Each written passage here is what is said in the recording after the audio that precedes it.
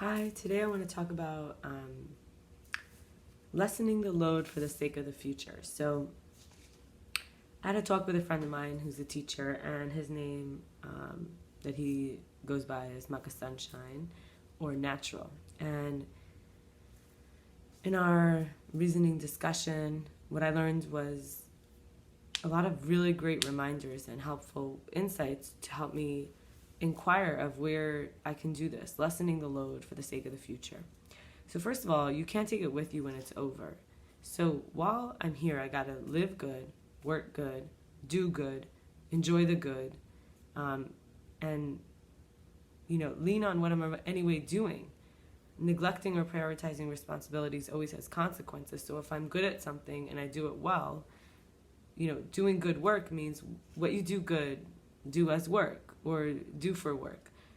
And then the other side of it is, working towards something, but the other side of it is, what am I? So I got to trust the values I have. There's an original spark of who I am that's always been there all along. And I have to train this internal focus. I have to transform worry to adaptive and creative potential for success.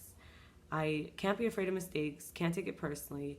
And in order to stay focused, I will accomplish these goals, which, as I said, lessening the load makes it possible to get there in the future. And who's doing the work is the original one, the one I was originally. So it's not outside of me, and it doesn't matter what the goal is. It could be make money, pay child support, be active, meet people, elevate, business life by having good ethics and patience, or to even just set a healthy example. No matter what it is you want to do, you can do it good. You can do it in the way that you already do things, and you can do it from the place of,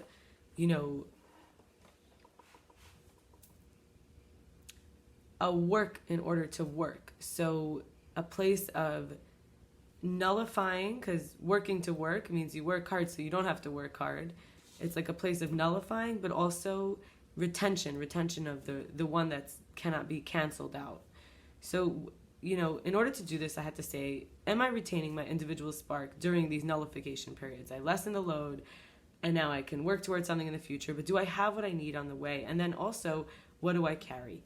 So I did these, and, I would encourage you to also do this. So I'll just read them out. The first is, am I retaining my individual spark during nullification? So now I'm working to work.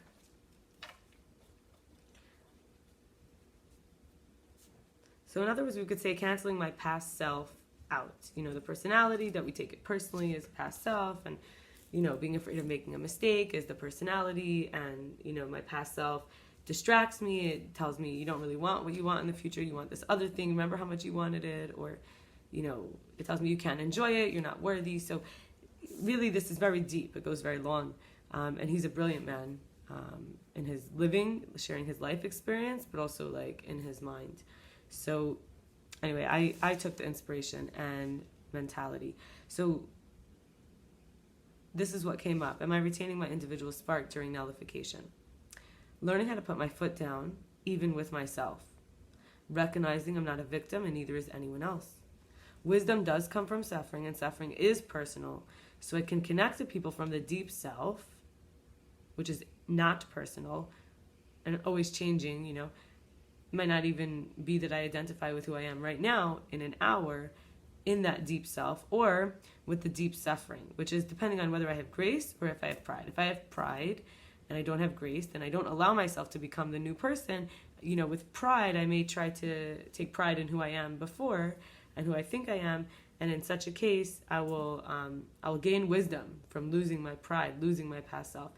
Alternatively, if I go deeper and deeper into the deep self and everything sort of goes away and there's fear or loathing or, temporary discomfort, that's the grace. The grace is that who I am through all of this is stable, a stable self, the deep one.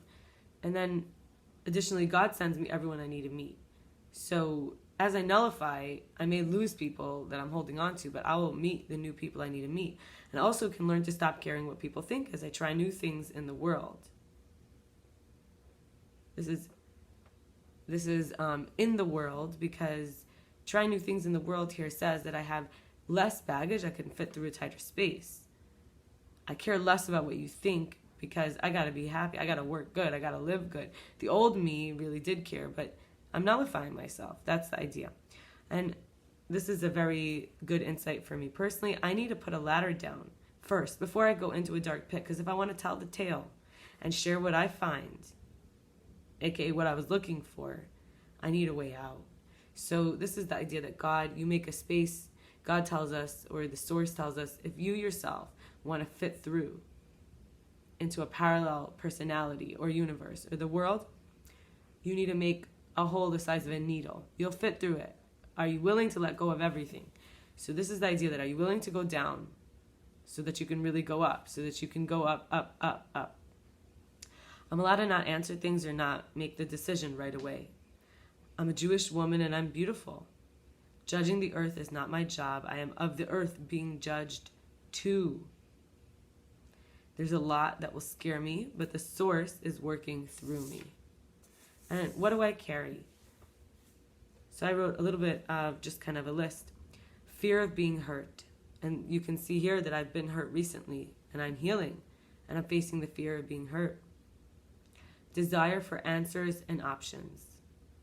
It's not important that I immediately nullify needing to know everything, but it's important that I say I'm carrying this desire. Skills for keeping a schedule. Carry means it's not exactly who I am, right? That's the idea here. So carry, first, we don't want the ego to get defensive. So that's why I say, what do I carry?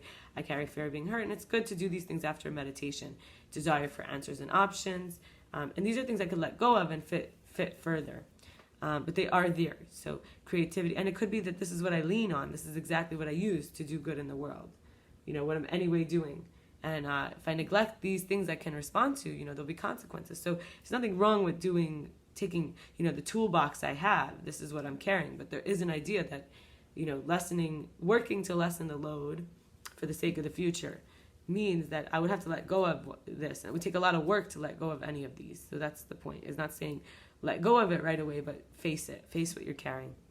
Face what you've cultivated. There could be pride, healthy pride, not unhealthy pride. There could be healthy pride in your list. Creativity and forgiveness and persistence. High standards, ambitions, and judgments. Maternal instincts, devotion, and loyalty. Pain stored in my neck, back, joints, including my hips. A Jewish soul spirit as the spark. Controlling habits trained into me as comfort. Love for family and friends and fellow travelers. Space and time to receive and understand. True light of source being and the rhythm and the beat of life. I appreciate you spending time with me, and I wish you, in retaining the original spark during nullification, that you find a natural process and that you are able to work to lessen your load for the sake of the future.